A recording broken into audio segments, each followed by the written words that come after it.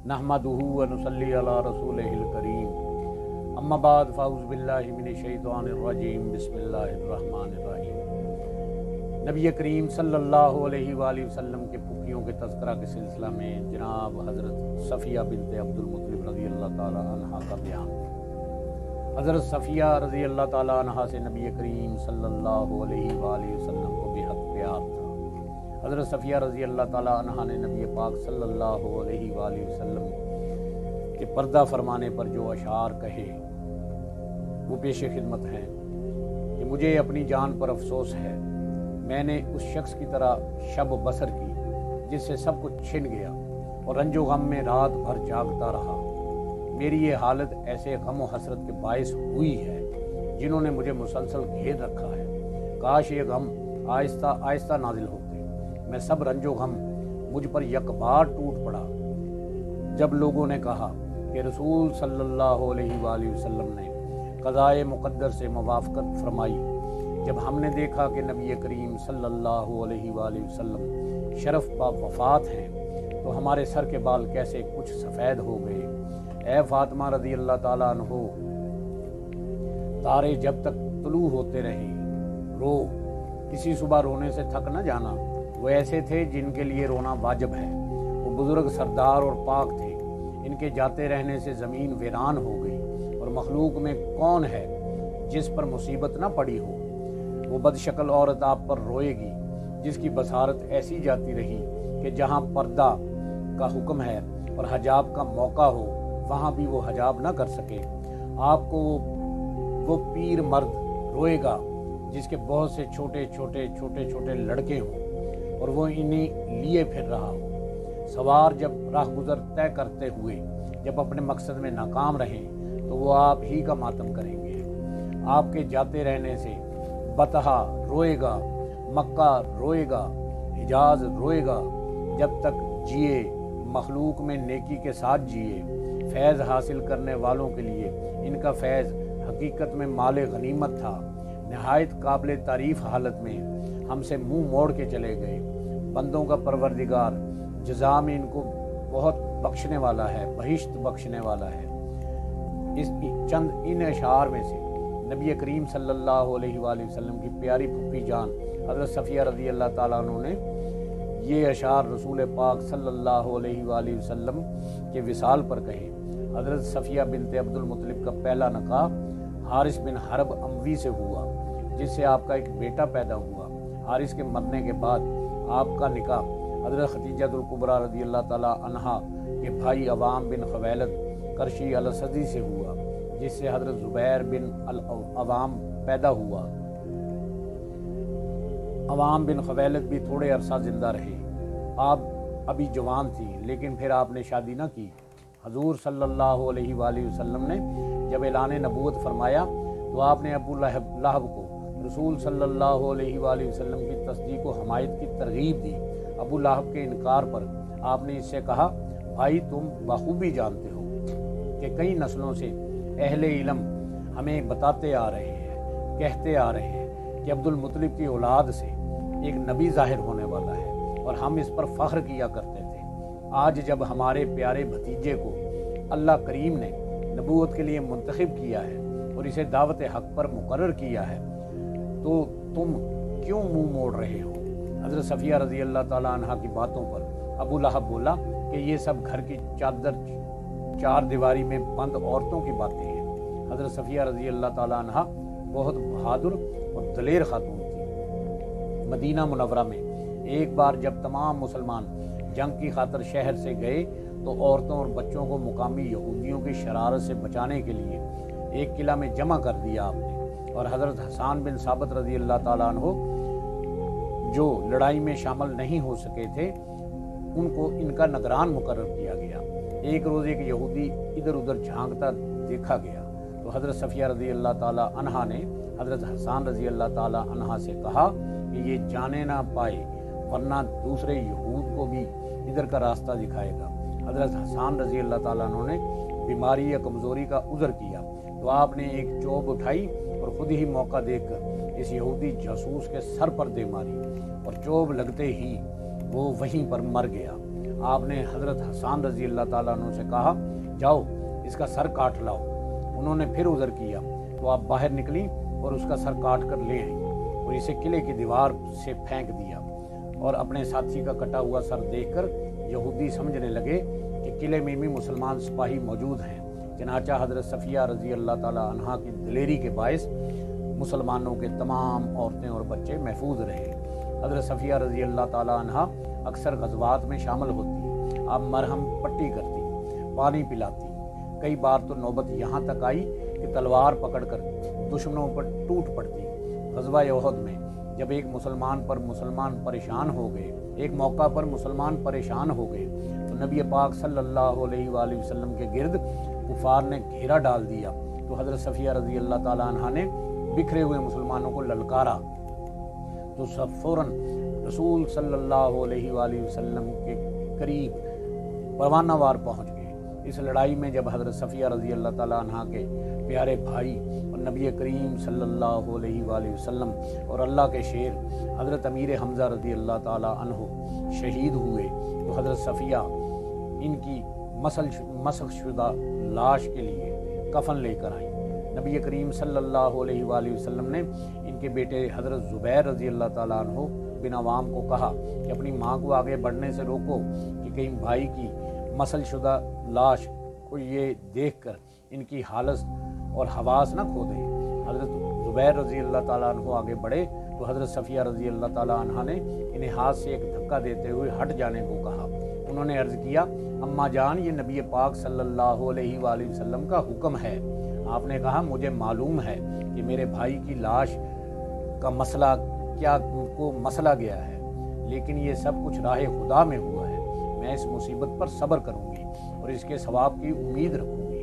حضرت زبیر رضی اللہ تعالیٰ عنہ نے حضور نبی کریم صلی اللہ علیہ وآلہ وسلم کی خدمت عالیہ میں اپنی اماں کا جواب پیش کیا تو آپ صلی اللہ علیہ وآلہ وسلم نے فرمایا انہیں کچھ نہ کہو، انہیں جانے دو۔ صبر و استقامت کے پیک کر حضرت صفیہ رضی اللہ تعالیٰ عنہ آئیں اور اپنے جوان بھائی کی پارا پارا شدہ لاش کو دیکھا، انا للہ و انا الیہ راجعون پڑھا اور ان کے لیے مغفرت کی دعائیں مانگی۔ حضرت صفیہ کا یہ بے مثال صبر دیکھ کر کائنات تھم گئی۔ حضور صلی اللہ علیہ وآلہ وسلم کو اندیشہ ہوا کہ کہیں پھپھی کے دماغ پر بھائی کی موت کا اثر نہ ہو جائے، لہذا عظیم حکیم نے اپنا دست مبارک ان کے سینہ پر رکھ دیا۔ بھتیجے کی محبت کا اثر بھائی کی موت کے بعد صدمے سے بے حرکت ہونے والے دل کو آنچ دینے لگا اور صدمہ اس آنچ سے موم کی طرح پگھل کر اشکوں کی صورت میں بہنے لگا اور غم کا بوجھ ہلکا ہو گیا۔ حضرت صفیہ رضی اللہ تعالیٰ عنہ کفن کے لیے جو 2 چادریں لائی تھیں ان میں سے ایک کو ایک انصاری شہید کو کفن بنایا گیا اور اس کی لاش کو بھی مسلا گیا تھا۔ حضور صلی اللہ علیہ وآلہ وسلم کو یہ گوارا نہ ہوا کہ حضرت امیر حمزہ رضی اللہ تعالیٰ عنہ کو 2 چادروں میں کفن دیا جائے اور ایک دوسرا شہید راہ حق میں بے کفن ہی رہے۔ حضرت صفیہ رضی اللہ تعالیٰ عنہ نے اپنے بیٹے زبیر بن عوام کی شادی حضرت ابوبکر صدیق رضی اللہ تعالیٰ عنہ کی بڑی صاحبزادی اسما رضی اللہ تعالیٰ عنہ سے کی، جن سے عبداللہ بن زبیر پیدا ہوئے۔ آپ نے حضرت عمر فاروق رضی اللہ تعالیٰ عنہ کے دور خلافت میں 73 برس کی عمر میں وفات پائی اور آپ جنت البقیع میں دفن ہوئی۔ حضرت صفیہ رضی اللہ تعالیٰ عنہ کے فرزند حضرت زبیر بن عوام رضی اللہ تعالیٰ عنہ 12 یا 15 برس کی عمر میں ایمان لائے۔ آپ کے چچا کو جب معلوم ہوا کہ آپ مسلمان ہو گئے ہیں تو وہ غصہ سے بے قابو ہو گیا۔ اس نے عزم کیا کہ وہ انہیں مجبور کر دے گا کہ وہ نئے دین کو چھوڑ کر پھر اپنے آبائی دین کی طرف واپس لوٹ آئے۔ چنانچہ وہ آپ کو چٹائی میں لپیٹتا اور رسی سے باندھ دیتا، پھر اپنے آبائی دین کی طرف لوٹ آنے کی ترغیب دیتا۔ چٹائی میں لپیٹ کر جب وہ نیچے سے دھواں دیتا تو حضرت زبیر رضی اللہ تعالیٰ عنہ کا دم گھٹنے لگتا، پھر کہتا اس عذاب سے بچنا چاہتے ہو تو محمد صلی اللہ علیہ وآلہ وسلم کا انکار کر دو۔ نوخیز زبیر رضی اللہ تعالیٰ عنہ ان کے سینے میں عشق رسول موجزن ہو چکا تھا اور عشق نبی میں مست زبان سے یہی جواب دیتے تھے، ہرگز نہیں، باخدا میں کسی قیمت پر کفر کی طرف نہیں لوٹوں گا۔ آپ کی شجاعت و سخاوت کے واقعات تاریخ اسلام کا روشن باب ہیں۔ بعثت کے 5ویں برس ماہ رجب میں جب مہاجرین کا پہلا قافلہ مکہ چھوڑ کر حبشہ جیسے دور دراز ملک کو روانہ ہوا تو اس میں حضرت زبیر بن عوام بھی شامل تھے، یعنی آپ ایمان لانے والے ابتدائی افراد میں سے ایک ہیں۔ حبشہ کے قیام کے دوران ایک بار نجاشی کے کسی دشمن بادشاہ نے حملہ کر دیا۔ مسلمان نجاشی کے حق میں ہمیشہ دعا کرتے رہے۔ دونوں لشکر دریائے نیل کی دوسری جانب ایک میدان میں جمع ہوئے۔ صحابہ اکرام نے مشورہ کیا کہ کوئی ایسا شخص ہو جو میدان جنگ میں جائے، حالات کا مشاہدہ کرے اور پھر نتیجے سے ہمیں بھی آگاہ کرے۔ حضرت زبیر رضی اللہ تعالیٰ عنہ جو سب سے کم عمر اور جوان تھے وہ بولے یہ خدمت میں سر انجام دوں گا۔ ایک مشک میں ہوا ہوا بھری اور اس کے منہ کو بند کر دیا، پھر آپ نے اس کے ذریعے دریائے نیل کو تیر کر عبور کر لیا اور دوسرے کنارے پر جہاں پہنچے جہاں دونوں لشکر برسر پیکار ہونے کی تیاری کر رہے تھے۔ حضرت زبیر نے اس جنگ کو اپنی آنکھوں سے دیکھا۔ اللہ تعالیٰ نے مسلمانوں کی التجاؤں کو قبول کیا، دشمن باغیوں کو شکست ہوئی اور ان کا سربراہ مارا گیا اور شاہ نجاشی کو شاہ حبشہ کو فتح نصیب ہوئی۔ حضرت زبیر رضی اللہ تعالیٰ عنہ نے پھر دریا تیر کر عبور کیا اور صحابہ اکرام رضوان اللہ تعالیٰ علیہم اجمعین کے پاس پہنچے۔ آپ نے دور سے ہی چادر لہرا کر فتح کی خوشخبری سنائی۔ مدینہ منورہ آنے پر حضور صلی اللہ علیہ وآلہ وسلم نے حضرت زبیر اور حضرت مسلمہ بن سلامہ کے مابین مواخات قائم کی اور ان کو ایک دوسرے کا بھائی بھائی بنا دیا۔ مدینہ کے یہودیوں نے مسلمانوں کو پریشان کرنے کے لیے روز اول سے ہی کئی حربے استعمال کرنے شروع کر دیے تھے۔ ان میں سے ایک یہ بھی تھا کہ انہوں نے یہ پراپیگنڈا بڑے زور و شور سے شروع کر دیا کہ ہم نے جادو سے مسلمانوں کی عورتوں کو بانجھ بنا دیا ہے، اب ان کے ہاں کوئی بچہ پیدا نہ ہوگا۔ مسلمان ان کی اس شرارت سے بہت پریشان ہوئے، یہاں تک کہ اللہ تعالیٰ نے حضرت اسماء بنت ابو بکر حضرت زبیر بن عوام کو فرزند عطا فرمایا۔ اس طرح یہودیوں کا نقلی پروپیگنڈا اور نقلی طلسم جادو ٹوٹ گیا اور مسلمان جس مایوسی کا شکار ہو گئے تھے اس سے انہیں نجات ملی۔ ہجرت کے بعد مہاجرین میں سے سب سے پہلے حضرت زبیر رضی اللہ تعالیٰ عنہ اور حضرت اسماء رضی اللہ تعالیٰ عنہا کے صاحبزادے حضرت عبداللہ کی ولادت ہوئی، جبکہ انصار میں حضرت نعمان بن بشیر پیدا ہوئے۔ امام بخاری حضرت زبیر بن عوام سے روایت کرتے ہیں کہ غزوہ بدر کے دن میرا مقابلہ عبیدہ بن سعید بن العاص سے ہوا۔ وہ سرتپا فولاد میں غرق تھا، جس کی دو آنکھوں کے سوا کچھ نظر نہ آتا تھا۔ اس نے اپنی کنیت ابو ذات القرش رکھی ہوئی تھی۔ اس نے مجھے دیکھا تو للکار کر کہا، میں ابو ذات القرش ہوں، اگر ہمت ہے تو آؤ میرا مقابلہ کرو۔ حضرت زبیر رضی اللہ تعالیٰ عنہ کہتے ہیں میں نے اپنا نیزہ اس کے سر پر ایسا جما کر مارا کہ بڑی کوشش کے باوجود نہ نکلا۔ آخر میں نے اپنا پاؤں اس کے چہرے پر رکھا اور اسے نکالنے کے لیے پورا زور لگایا۔ وہ نیزہ تو اس کی آنکھوں سے نکل آیا لیکن اس کا پھل ٹیڑھا ہو گیا۔ حضرت زبیر رضی اللہ تعالیٰ عنہ کے صاحبزادے حضرت عروہ رضی اللہ تعالیٰ عنہ کہتے ہیں کہ یہ نیزہ نبی پاک صلی اللہ علیہ وآلہ وسلم نے حضرت زبیر رضی اللہ تعالیٰ عنہ سے لے لیا۔ حضور صلی اللہ علیہ وآلہ وسلم کے وصال کے بعد حضرت زبیر نے رضی اللہ تعالیٰ عنہ نے وہ نیزہ واپس لے لیا۔ ان سے دوبارہ حضرت ابو بکر نے اس کا مطالبہ کیا تو انہوں نے آپ کی خدمت میں پیش کر دیا۔ حضرت ابو بکر صدیق رضی اللہ تعالیٰ عنہ کی وفات کے بعد پھر حضرت زبیر رضی اللہ تعالیٰ عنہ نے وہ نیزہ واپس لے لیا۔ ان سے حضرت عمر فاروق رضی اللہ تعالیٰ عنہ نے مانگ لیا اور آپ کی زندگی بھر آپ کے پاس رہا۔ جب حضرت عمر رضی اللہ تعالیٰ عنہ شہید ہو گئے تو پھر حضرت عثمان رضی اللہ تعالیٰ عنہ نے یہ نیزہ لے لیا جو ان کی شہادت تک ان کے پاس رہا۔ پھر حضرت علی کرم اللہ وجہ الکریم نے آپ سے لے لیا۔ ان کی شہادت کے بعد پھر یہ نیزہ آپ کے خاندان میں ہی رہ گیا۔ غزوہ احد میں جب نبی پاک صلی اللہ علیہ وآلہ وسلم نے اسلامی لشکر کی صف بندی فرمائی تو میمنہ دائیں بازو کی قیادت حضرت زبیر بن عوام کو اور میسرہ بائیں بازو کی قیادت حضرت منظر بن عمرو کو تفویض فرمائی۔ اس جنگ میں نبی کریم صلی اللہ علیہ وآلہ وسلم نے جب اپنی تلوار بے نیام کر کے صحابہ اکرام رضوان اللہ تعالیٰ علیہ مجمعین سے پوچھا کہ اس تلوار کا حق کون ادا کرے گا، تو دیگر صحابہ کے علاوہ حضرت زبیر رضی اللہ تعالیٰ عنہ نے بھی اپنی آپ کو پیش کیا تھا، لیکن نبی پاک صلی اللہ علیہ وآلہ وسلم نے اپنی تلوار ابو دجانہ کو مرحمت فرمائی۔ حضرت زبیر رضی اللہ تعالیٰ عنہ فرماتے ہیں مجھے اس بات کا بہت رنج ہوا کہ میں حضور صلی اللہ علیہ وآلہ وسلم کی پھوپھی حضرت صفیہ رضی اللہ تعالیٰ عنہ کا بیٹا ہوں، مجھے تو یہ تلوار نہیں دی اور ابو دجانہ کو دے دی۔ اب دیکھتا ہوں کہ وہ اس جنگ میں کون سے کارنامے انجام دیتے ہیں۔ حضرت زبیر رضی اللہ تعالیٰ عنہ کہتے ہیں کہ میں نے دیکھا کہ حضرت ابو دجانہ رضی اللہ تعالیٰ عنہ نے اپنا سرخ دوپٹہ سر پر باندھا، تلوار کو لہراتے ہوئے میدان کے سینے میں گھس گئے۔ آپ جدھر جاتے پشتوں کے پشتے لگاتے۔ میں نے دیکھا کہ ایک بڑا توانا کافر چیختا چلاتا آ رہا ہے۔ میں دعا کر رہا تھا ان دونوں کی مڈ بھیڑ ہو، میں ابو دجانہ کی شجاعت کے جوہر دیکھوں۔ چنانچہ چند لمحوں بعد وہ ایک دوسرے پر جھپٹنے لگے۔ آخر مشرق نے خوب تاک کری اور ایک بھرپور وار حضرت ابو دجانہ پر کیا، جسے آپ نے اپنے سپر پر روک لیا۔ پھر ابو دجانہ نے شمشیر جوہر وار لہرائی اور بجلی کی صورت سے اس پر حملہ کیا اور اسے دو ٹکڑے کر دیا۔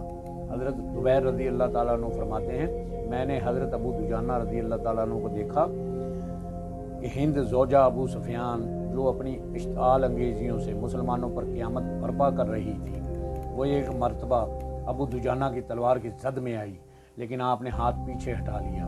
میں نے ابو دجانہ رضی اللہ تعالیٰ عنہ سے وجہ پوچھی تو انہوں نے کہا مجھے یہ بات پسند نہ آئی کہ میں حضور صلی اللہ علیہ وآلہ وسلم کی تلوار سے ایک عورت کو قتل کر دوں، اور عورت بھی وہ جس کا اس وقت کوئی یار و مددگار نہ تھا۔ جنگ احد میں ہی ایک مشرک میدان میں نکلا اور للکارنے لگا، اس کا مقابلہ کرنے کے لیے کوئی آگے نہ بڑھا۔ جب اس نے تیسری مرتبہ یہی چیلنج دیا تو حضرت زبیر رضی اللہ تعالیٰ عنہ سے رہا نہ گیا۔ وہ مشرک اونٹ پر سوار تھا، آپ نے چھلانگ لگائی، اونٹ پر سوار ہو گئے اور اس سے جنگ آزما ہوئے۔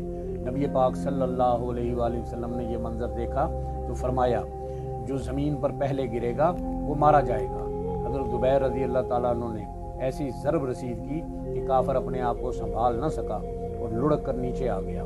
آپ نے اس کے اوپر چھلانگ لگا دی اور اس کا سر کاٹ کے پرے پھینک دیا۔ اس بے مثال جرات پر حضور صلی اللہ علیہ وآلہ وسلم نے آپ کی بڑی تعریف فرمائی اور فرمایا ہر نبی کا ایک حواری ہوتا ہے اور میرا حواری زبیر ہے۔ پھر فرمایا اگر زبیر اس کے مقابلہ پر نہ نکلتے تو میں خود اس کی دعوت قبول کرتا۔ حضرت زبیر بن عوام رضی اللہ تعالیٰ عنہ، برہ بن عازب رضی اللہ تعالیٰ عنہ، لڑائی کے دوران جب مسلمانوں کو غلبہ حاصل ہوا، کفار بھاگ اٹھے تو ان کی خواتین کے فرار کی تصویر کشی کرتے ہوئے بتاتے ہیں کہ ہم نے ہند اور اس کی ساتھی عورتوں کو دیکھا کہ ان کی پنڈلیاں ننگی تھیں، انہوں نے پانچے چڑھا رکھے تھے، وہ بھاگی جا رہی تھیں، ان کی پازیبیں دکھائی دے رہی تھیں اور مکہ کے سورما سر پر پاؤں رکھ کر بھاگے جا رہے تھے۔ نبی پاک صلی اللہ علیہ وآلہ وسلم کے پردہ فرمانے کے بعد بھی حضرت زبیر رضی اللہ تعالیٰ عنہ اکثر لڑائیوں میں نمایاں کردار ادا کرتے رہے اور جنگوں میں حصہ لیتے رہے۔ مرتدین اور منکرین زکوٰۃ کی جانب سے مدینہ پر حملے کی خبروں پر آپ دیگر صحابہ کے ساتھ مل کر رات کو گشت کیا کرتے۔ حضرت ابو بکر صدیق رضی اللہ تعالیٰ عنہ کے بعد حضرت عمر فاروق رضی اللہ تعالیٰ عنہ نے جب خود ایرانیوں کے مقابلے کا اعلان کیا تو انہوں نے حضرت زبیر رضی اللہ تعالیٰ عنہ کو میمنہ کا قائد مقرر فرمایا، یعنی دائیں دستے کا۔ حضرت عمر فاروق رضی اللہ تعالیٰ عنہ نے جب حضرت عمرو بن عاص کو مصر پر فوج کشی کی اجازت دی تو حضرت زبیر رضی اللہ تعالیٰ عنہ کو ان کا کمکی مقرر فرمایا۔ حضرت عمرو بن عاص نے حضرت زبیر کو سپہ سالار بنا کر مقام فسطاط کی طرف روانہ کیا۔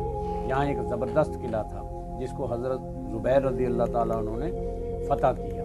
حضرت عمر فاروق رضی اللہ تعالیٰ عنہ جب ابو لولو مجوسی کے ہاتھوں مسجد میں زخمی ہوئے تو انتقال سے پہلے، شہادت سے پہلے آپ نے حضرت عبد الرحمن بن عوف، حضرت سعد بن وقاص، حضرت زبیر بن عوام، حضرت طلحہ، حضرت علی کرم اللہ وجہ الکریم اور حضرت عثمان غنی رضوان اللہ تعالیٰ علیہم اجمعین کو طلب فرمایا۔ حضرت طلحہ رضی اللہ تعالیٰ عنہ مدینہ میں موجود نہ تھے۔ آپ نے باقی 5 افراد سے کہا کہ 3 روز طلحہ رضی اللہ تعالیٰ عنہ کا انتظار کرنا، اگر اس دوران وہ نہ آئیں تو باہمی مشورے سے اپنے میں سے کسی ایک کو امیر بنا لینا۔ حضرت عمر رضی اللہ تعالیٰ عنہ کو قبر میں اتارنے والوں میں حضرت زبیر رضی اللہ تعالیٰ عنہ بھی شامل تھے۔ حضرت زبیر رضی اللہ تعالیٰ عنہ، حضرت طلحہ رضی اللہ تعالیٰ عنہ اور حضرت مولا علی کرم اللہ وجہ الکریم کے ساتھ حضرت عثمان غنی रज़ी अल्लाह ताला अन्हु को बुलवाइयों ने बचाने की कोशिश करते रहे। इन हजरात ने आखिर जब हज़रत उस्मान से शरारत की जड़ मरवान बिन हकम को तलब किया तो हज़रत उस्मान रज़ी अल्लाह ताला अन्हु से इसे इनके हवाले करने से इनकार कर दिया, जिस पर ये लोग नाराज़ होकर उठ गए। तहम मौला अली हज़रत करमल्लाहु वजहुल करीम रज़ी अल्लाह ताला अन्हु और हज़रत ज़ुबैर रज़ी अल्लाह ताला अन्हु के साहबजादे अमीरुल मोमिनीन के घर के बाहर पहरा देते रहे। हज़रत उस्मान रज़ी अल्लाह ताला अन्हु की शहादत के बाद हज़रत ज़ुबैर और तलहा रिज़वानुल्लाह ताला अलैहिम अजमईन ने हज़रत अली करमल्लाहु वजहुल करीम की उस वक्त बैत से इनकार कर दिया जब तक कि कातिलीन उस्मान से बदला न लिया जाए। इनकी इस राय पर हज़रत अम्मा आयशा सिद्दीक़ा रज़ी अल्लाह ताला अन्हा भी शामिल थी। हज़रत ताका बिन उमरों की कोशिशों से एक बार फिर हज़रत अली रज़ी अल्लाह ताला अन्हु और हज़रत उम्मुल मोमिनीन हज़रत आयशा सिद्दीक़ा रज़ी अल्लाह ताला अन्हा तलहा और ज़ुबैर रज़ी अल्लाह ताला अन्हु के लश्करों में लड़ाई टल जाने को थी कि यहूदी अब्दुल्ला बिन सबा ने कुछ साजिशी अफराद के ज़रिए ये सुलह सफाई का इम्कान ख़त्म कर दिया। लश्कर आमने सामने आने वाले थे कि हज़रत अली करमल्लाहु वजहुल करीम ने हज़रत ज़ुबैर रज़ी अल्लाह ताला अन्हु से कहा, क्या तुम्हें वो दिन याद है जब हज़रत सल्लल्लाहु अलैहि वसल्लम ने तुमसे फरमाया था कि तुम एक शख्स से लड़ोगे और तुम उस पर जुल्म करने वाले होगे। ये सुनकर हज़रत ज़ुबैर रज़ी अल्लाह ताला ने फरमाया, हाँ मुझे अच्छी तरह याद आ गया, लेकिन आपने मेरी रवानगी से पहले ये बात क्यों मुझे याद ना कराई, वरना मैं मदीना से चलता ही नहीं। अब वल्लाह मैं आपसे हरगिज़ ना लड़ूंगा। हज़रत ज़ुबैर रज़ी अल्लाह ताला अन्हु ने हज़रत अम्मा आयशा सिद्दीक़ा रज़ी अल्लाह ताला अन्हु से भी ऐसा ही इरादा ज़ाहिर किया। वो भी तैयार थी कि अब्दुल्ला बिन ज़ुबैर कहने लगे कि आपने जब दोनों फरीक मैदान में जमा कर दिए तो अब इन्हें एक दूसरे की नफ़रत में भर कर जाने का कसद करते हैं। शायद आप हज़रत अली करमल्लाहु वजहुल करीम के लश्कर को देखकर डर गए हैं। ये सुनकर हज़रत ज़ुबैर उसी वक्त उठे और हज़रत अली के लश्कर की तरफ गए और उनकी फ़ौज के अंदर दाखिल होकर हर तरफ घूम फिर कर वापस आ गए। ना किसी ने उनसे गुस्ताखी की ना मुकाबला किया। हज़रत ज़ुबैर रज़ी अल्लाह ताला अन्हु के फर्जंद अब्दुल्ला बिन ज़ुबैर फिर भी ना माने। अभी दोनों तरफ से सुलह की सिफारिश जारी थी कि अब्दुल्ला बिन सबा की साजिश से दोनों लश्करों में लड़ाई छिड़ गई। हर एक दूसरे का पहले हमला करने का मुर्द इल्ज़ाम ठहरा रहा था। हालांकि दोनों तरफ अब्दुल्ला बिन सबा के ग्रोह के अफराद मुखालिफ लश्कर के नाम लेकर हमला किया था और अब्दुल्ला बिन सबा एक साजिशी और मुनाफिक आदमी था। मरदान बिन हुक्म भी हज़रत ज़ुबैर तलहा रज़ी अल्लाह ताला अन्हु के लश्कर में था। इसने भी हज़रत तलहा को बददिली से लड़ते देखा तो अपना मुंह सर ढांप कर हज़रत तलहा पर जहर आलू तीर चला दिया। इस जंगे जमल में हज़रत ज़ुबैर रज़ी अल्लाह ताला अन्हु मैदान जंग से जुदा हो गए। हज़रत अम्मार बिन यासर रज़ी अल्लाह ताला अन्हु इनको सारी कार्रवाई का जिम्मेदार समझकर इनसे नाराज़ थे। हज़रत अम्मार ने इन पर हमला किया तो हज़रत ज़ुबैर रज़ी अल्लाह ताला अन्हु ने हमला न किया। सिर्फ इनके वार रोकते रहे, क्योंकि इन्हें नबी पाक सल्लल्लाहु अलैहि वसल्लम की वो हदीस याद आ रही थी कि अम्मार बिन यासर को एक बागी ग्रोह शहीद करेगा। हज़रत अम्मार रज़ी अल्लाह ताला अन्हु थक गए तो हज़रत ज़ुबैर रज़ी अल्लाह ताला अन्हु वहाँ से चले गए। हज़रत ज़ुबैर वादी उन नबा में नमाज के लिए खड़े हुए थे तो अहले बसरा से अहनफ बिन कैस के लश्करी उमरो बिन अल जरमूज़ ने आप पर वार कर दिया और आपको शहीद करके हज़रत अली करमल्लाहु वजहुल करीम के सामने हाजिर हुआ। आपने इसे जहन्नम की बिशारत दी। इसके हाथ में हज़रत ज़ुबैर रज़ी अल्लाह ताला अन्हु की तलवार देखकर आपने कहा, ए ज़ालिम, ये वो तलवार है जिसने अरसा दराज तक रसूल सल्लल्लाहु अलैहि वसल्लम की खिदमत की है, उनकी हिफाजत की है। उमरो बिन अल जरमूज़ ये सुनकर हज़रत अली करमल्लाहु वजहुल करीम की शान में गुस्ताखाना अल्फाज कहता हुआ उठा और उस तलवार को अपने पेट में घोंप कर मर गया। हज़रत सफ़िया रज़ी अल्लाह ताला अन्हा के बेटे हज़रत ज़ुबैर रज़ी अल्लाह ताला अन्हु के फर्जंद हज़रत अब्दुल्ला बिन ज़ुबैर रज़ी अल्लाह ताला अन्हु मदीना में महाजरीन के यहाँ पैदा होने वाले सबसे पहले बच्चे थे।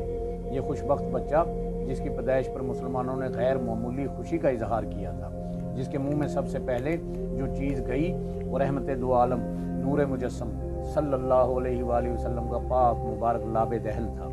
नबी करीम सल्लल्लाहु अलैहि वसल्लम के विसाल के वक़्त हज़रत अब्दुल्ला बिन ज़ुबैर रज़ी अल्लाह ताला अन्हु की उम्र 10 बरस की थी। حضرت عبداللہ 7-8 برس کے ہوئے تو ایک دن حضرت زبیر رضی اللہ تعالیٰ عنہ انہیں ساتھ لے کر بارگاہ رسالت مآب صلی اللہ علیہ وآلہ وسلم میں حاضر ہوئے اور عرض گزار ہوئے، یا رسول اللہ میرے اس بچے کو بیعت سے مشرف فرمائیے۔ حضور صلی اللہ علیہ وآلہ وسلم نے تبسم فرمایا، پھر انہیں بڑی محبت اور شفقت کے ساتھ بیعت سے مشرف فرمایا۔ ام المومنین حضرت عائشہ صدیقہ رضی اللہ تعالیٰ عنہا کو اپنی بہن اسماء رضی اللہ تعالیٰ عنہا کے اس فرزند سے بہت زیادہ محبت تھی، اس لیے عبداللہ بن زبیر بھی والدہ کے ساتھ اور کبھی تنہا ان کی خدمت میں بھی حاضر رہتے تھے۔ آپ کا حافظہ بہت مضبوط اور قوی تھا۔ حضور صلی اللہ علیہ وآلہ وسلم کو جو کچھ کرتا دیکھتے، آپ سے جو کچھ سنتے اسے یاد رکھتے، چنانچہ انہوں نے متعدد احادیث براہ راست رسول پاک صلی اللہ علیہ وآلہ وسلم سے روایت کی ہیں۔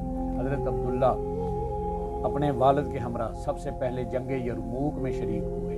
اس وقت ان کی عمر 15 برس تھی۔ 4 برس بعد آپ والد کے ہمراہ حضرت عمرو بن العاص کی مدد کے لیے فوج کے ساتھ مصر گئے۔ 35 ہجری میں باغیوں نے حضرت عثمان کے گھر کا محاصرہ کیا تو عبداللہ بن زبیر نے حضرت عثمان رضی اللہ تعالیٰ عنہ سے درخواست کی کہ انہیں اور دوسرے ساتھیوں کو باغیوں کے خلاف لڑنے کی اجازت دے دی جائے، مگر انہوں نے منع کر دیا۔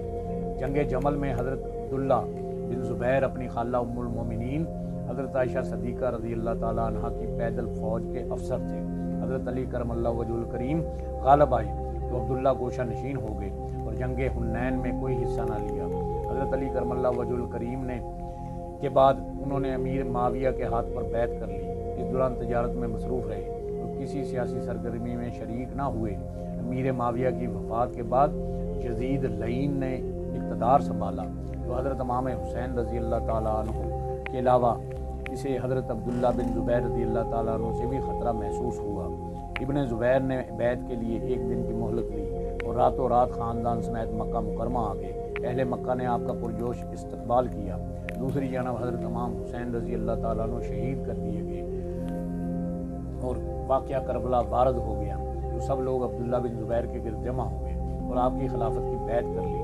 حضرت عبداللہ بن عباس اور حضرت محمد حنفیہ نے بیعت سے انکار کر دیا۔ یزید کو ان حالات کی خبر ہوئی، اس نے حاکم مدینہ کو ان کی گرفتاری کا حکم دیا۔ چھوٹی سی فوج حضرت عبداللہ بن زبیر کے بھائی عمرو بن زبیر کی قیادت میں مکہ روانہ ہوئی، جہاں عمرو بن زبیر گرفتاری کے بعد قتل ہوئے۔ اس کے بعد عبداللہ بن زبیر نے یزید کی معزولی کا کھلم کھلا اعلان کر دیا۔ اس شخص کے بعد یزید نے مسلم بن عقبہ مری کو شامی فوج دے کر روانہ کیا۔ اس فوج نے 3 روز تک مدینہ منورہ میں قتل و غارت، لوٹ مار گرم رکھی، پھر یہ مکہ روانہ ہو گئی۔ راستے میں مسلم بن عقبہ نے وفات پائی اور حسین بن نمیر شامی فوج کا سپہ سالار بنا۔ عبداللہ بن زبیر نے محصور ہو کر مدافعت کا فیصلہ کیا۔ حسین بن نمیر نے جبل ابو قبیس پر منجنیق نصب کر کے خانہ کعبہ پر سنگ باری اور آتش بازی شروع کر دی، جس سے کعبہ کی عمارت کو بہت نقصان ہوا۔ مکے کا محاصرہ جاری تھا کہ 14 ربیع الاول سن 64 ہجری کو یزید لعین مر گیا۔ اس کے مرنے کی خبر مکہ پہنچی تو حسین بن نمری نے محاصرہ اٹھا لیا اور کوچ سے پہلے حضرت ابن زبیر رضی اللہ تعالیٰ عنہ سے کہا، یزید لعین مر گیا، اب میری نظر میں آپ سے زیادہ کوئی خلافت کا حقدار نہیں۔ میں اپنے ساتھیوں سمیت آپ کی بیعت کے لیے تیار ہوں، آپ ہمارے ساتھ شام چلیں، میں تمام شامیوں کو آپ کی بیعت پر آمادہ کر لوں گا۔ ہمارے درمیان جو ہوا آپ اسے راہ للہ مجھے معاف فرما دیں۔ اس کی بات سن کر آپ نے ساتھ جانے سے صاف انکار کر دیا اور شامیوں سے اہل مدینہ اور اہل مکہ کے خون کا بدلہ لینے کا اعلان کر دیا۔ چنانچہ حسین واپس چلا گیا۔ مورخین اسے عبداللہ بن زبیر کی بہت بڑی سیاسی غلطی قرار دیتے ہیں، تاہم ممکن ہے کہ وہ اس وقت اس قسم کے حالات کا شکار ہوں کہ حسین پر یقین نہ کر سکتے ہوں، اس کی بات نہ مان سکتے ہوں۔ یزید لعین کی موت کے بعد شام میں لوگوں نے اس کے بیٹے معاویہ کو تخت پر بٹھا دیا۔ وہ دیندار آدمی تھا اور اپنے باپ کی کارستانیوں پر انتہائی شرمندہ تھا۔ تھوڑے دنوں بعد ہی وہ فوت ہو گیا۔ اس صورتحال میں اور کوئی خلافت کا مضبوط دعوے دار نہ تھا۔ تھوڑے دنوں بعد ہی وہ فوت ہو گیا۔ بنو امیہ نے انہیں خلیفہ مان لیا۔ یہاں عبداللہ بن زبیر سے پھر ایک سیاسی غلطی ہوئی۔ انہوں نے بنو امیہ کو مدینہ منورہ سے نکال دیا۔ इनमें मरवान बिन हकम और उसका बेटा अब्दुल मलक भी शामिल थे। ये लोग दमिश्क पहुँचे और वहाँ बदनज़मी की कैफियत थी। आखिर बनु उमैया ने चाबिया में जमा होकर मरवान को खलीफा मुंतखब कर लिया। उसने कई इलाकों पर कब्जा करके बनु उमैया को मजबूत करना शुरू कर दिया और मरवान 65 हिजरी में फौत हुआ और अब्दुल मलक हुक्मरान बन गया। कूफा में अबू उबैद सकफी के बेटे मुख्तार ने कसास हसीन को अलम बुलंद किया। कसास हुसैन का अलम बुलंद किया।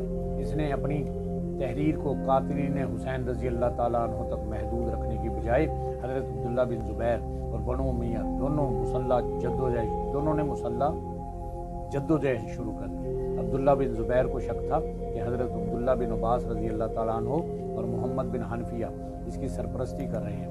उन्होंने इन दोनों को नज़रबंद करके अपने भाई मासब बिन ज़ुबैर को मुख्तार की सरकूबी के लिए भेजा, जहाँ 40 दिन के मुहासरे के बाद मुख्तार और उसके साथियों को कत्ल कर दिया गया। मुख्तार के कत्ल के बाद अब्दुल्ला बिन ज़ुबैर और बनु उमैया आमने सामने आ गए। अब्दुल मलक ने एक ज़बरदस्त फ़ौज के साथ इराक़ का रुख किया, जहाँ इसके मुकाबले के लिए मासम बिन ज़ुबैर मौजूद थे। तहाँ वो अपनी फ़ौज का बड़ा हिस्सा फारस और खरासान भेज चुके थे। इस तरह इनके पास अब्दुल मलक के मुकाबले में बहुत कम फ़ौज रह गई थी। अब्दुल मलक ने मासब को अमान की पेशकश की, मगर उन्होंने लड़ना पसंद किया और लड़ाई में मारे गए। अब्दुल मलक अब मक्का पर चढ़ाई की तैयारियां शुरू की तो हजाज बिन यूसुफ सकफी को इस मुहिम का कायद मुकर्रर किया। हजाज ने मक्का पहुंचकर मजीद कमक तलब की और मंजनीकों से बैतुल्लाह पर पत्थर और आग के गोले बरसाने शुरू कर दिए। हज़रत अब्दुल्ला ने बहुत अज़्म हिम्मत से मुकाबला किया, मगर शहर में खुराक की शदीद किल्लत पैदा हो गई। मुहासरे की सख्ती और भूख से आजिज़ आकर लोग उनका साथ छोड़कर मक्का से भागने लगे। इब्ने असीर का बयान है कि 10,000 आदमी इब्ने ज़ुबैर का साथ छोड़कर हज्जाज की पनाह में चले गए और इनमें अब्दुल्ला बिन ज़ुबैर के 2 बेटे हमज़ा और खबीब भी थे। सिर्फ एक फर्जंद ने आखिर तक आपका साथ दिया। हज़रत अब्दुल्ला रज़ी अल्लाह ताला अन्हु अपनी बड़ी वालदा हज़रत अस्मा रज़ी अल्लाह ताला अन्हा, जो नबी पाक सल्लल्लाहु अलैहि वसल्लम की फुफो थी, की खिदमत में हाज़िर हुए। दोनों माँ बेटा में मोहब्बत और प्यार की अलविदाई गुफ्तगू हुई। हज़रत अस्मा रज़ी अल्लाह ताला ने रुखसत करते वक्त कहा, जाओ बेटा, अल्लाह की राह में जान दे दो, इंशाअल्लाह मैं सब्र व शाकर रहूँगी। अब आगे आओ ताकि मैं आखिरी बार तुम्हें प्यार कर लूँ। हज़रत अस्मा रज़ी अल्लाह ताला अन्हा की बेनाई जा चुकी थी। उन्होंने बेटे को गले लगाया और उनका हाथ हज़रत अब्दुल्ला की ज़िर्रा पर पड़ा। पूछा, बेटा ये तुम्हारे जिस्म पर क्या है? अब्दुल्ला रज़ी अल्लाह ताला अन्हु बोले, अम्मा जान ये ज़िर्रा है ताकि दुश्मन की तलवार और दाव से बचाव हो। हज़रत अस्मा रज़ी अल्लाह ताला अन्हा बोली, बेटे अल्लाह की राह में शहीद होने के लिए निकलते हो और इन आर्जी चीज़ों का सहारा लेते हो। हज़रत अब्दुल्ला रज़ी अल्लाह ताला अन्हु ने उसी वक़्त ज़िर्रा उतार फेंकी, आस्तीनें चढ़ाई, दोनों बाजू नंगे किए, तलवारें हाथों में पकड़ी और मैदान में निकले। इस वक्त उनकी उम्र 72 बरस थी। आप जिधर हमला करते शामी फौज फट जाती। एक मौका पर किसी सियाफाम शख्स ने इन्हें गाली दी तो आगे बढ़कर ऐसा हमला किया कि वो 2 टुकड़े हो गया। आखिर एक शामी ने एक पत्थर इनके सर पर मारा। खून ज़्यादा निकल जाने की वजह से बेइंतहा कमज़ोरी हो गई। शामियों ने आपको ठेले पड़ते देखा तो इन पर तलवारों की बारिश कर दी। इस तरह हज़रत ज़ुबैर और हज़रत अस्मा रज़ी अल्लाह ताला अन्हा का ये नूर नज़र उम्मुल मोमिनीन हज़रत आयशा सिद्दीक़ा रज़ी अल्लाह ताला अन्हा का भांजा और नबी करीम सल्लल्लाहु अलैहि वसल्लम की फूफी हज़रत सफ़िया रज़ी अल्लाह ताला अन्हा का पोता शहीद होकर फर्श खाक पर गिर गया। शामी फ़ौजियों ने इनका सर काट लिया। हजाज बिन यूसुफ ने इनका सर अब्दुल मलक के पास दमिश्क भिजवा दिया और लाश एक बुलंद मुकाम पर सूली पर लटका दी। अब्दुल मलक ने हज़रत अस्मा रज़ी अल्लाह ताला अन्हा की दरख्वास्त पर हज्जाज को हुक्म दिया कि लाश हज़रत अस्मा रज़ी अल्लाह ताला अन्हा के हवाले कर दी जाए, जिन्होंने तदफीन का इंतज़ाम किया। अल्लाह पाक से दुआ है, अल्लाह पाक हमें हक़ बात कहने की, सुनने की तौफ़ीक़ अता फरमाए। आमीन बिजाह नबीउल करीमुल अमीन। व आखिरु दावाहुम अनिल हम्दुलिल्लाहि रब्बिल